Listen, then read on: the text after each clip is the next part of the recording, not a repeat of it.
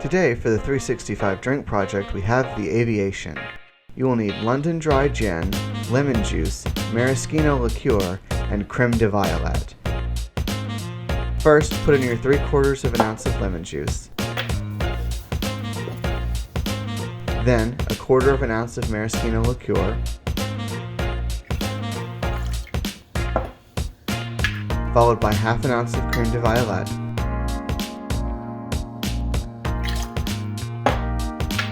then, finally, 2 ounces of gin.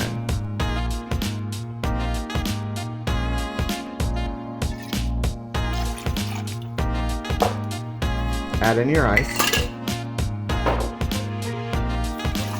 Give it a good shake.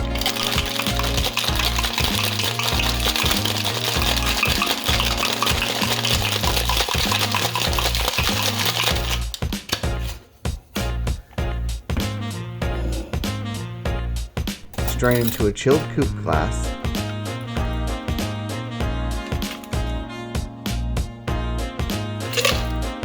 And there you have an Aviation.